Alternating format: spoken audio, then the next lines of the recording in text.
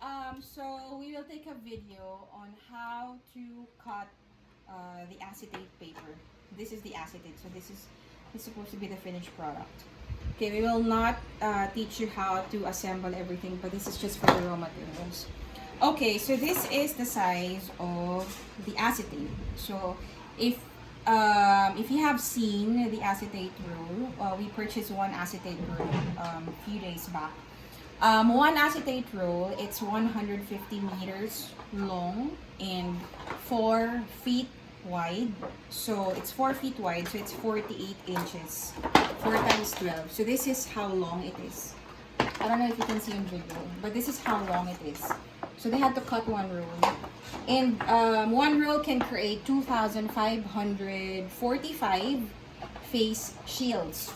So with 1/4, okay, so this is this is one whole strip of 48 inches, okay?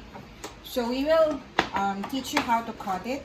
Okay, so this is the paper cutter which I got, I think I got this maybe 3 years ago because we have a clothing business called 22B.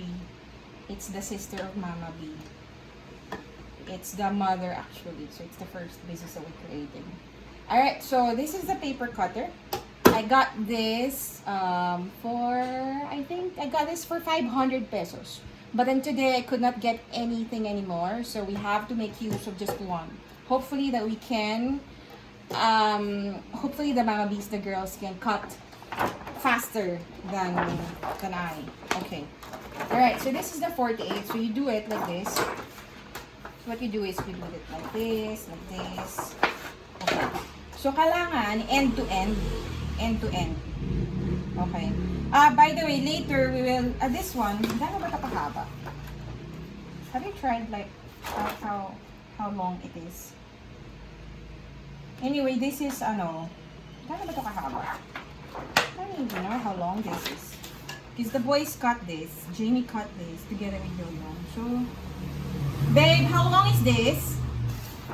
Gano'n ito kahaba yun? 12, na 8, 9, 10.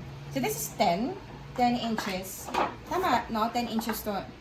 Was it? 11. 11 inches. So ito, kasing haba ng short bond paper.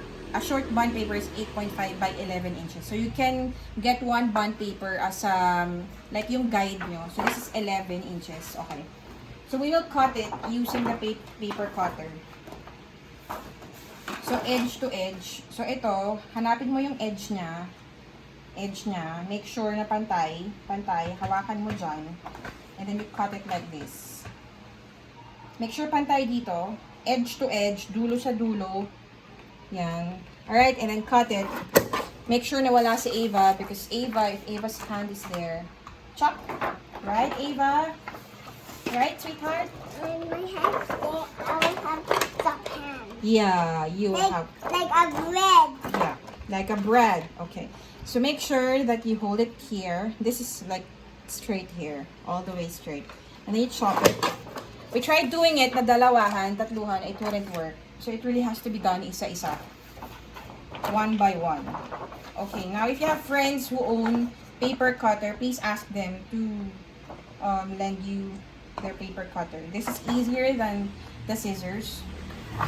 Okay, so that's number 3. Okay, and this is number... Okay, so this is... And number 4. Alright, number 4, and then you are left with... It's recording.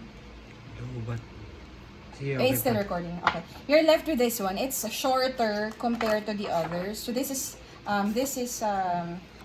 edge to edge. So you're left with this one. So don't throw this because it's still we tried it on the face of Jamie. It still fits his face, and he's given his face is very big. Sorry. No, kasha sa mukha ni Jamie. Kasha sa mukha ni Jamie. So please don't throw this. You can still make use of this. So basically, in one strip of 48 inches, you can create 5. So which means that you can create 5 face shields. Okay? Alright, I will just show you yung mga scissors that we got from the other day. Oh, okay. Anong pipindutin? Okay na? Low power mode. Low power mode na. Okay. Oh, wait. We will just show you the scissors that we got from the other day. Here.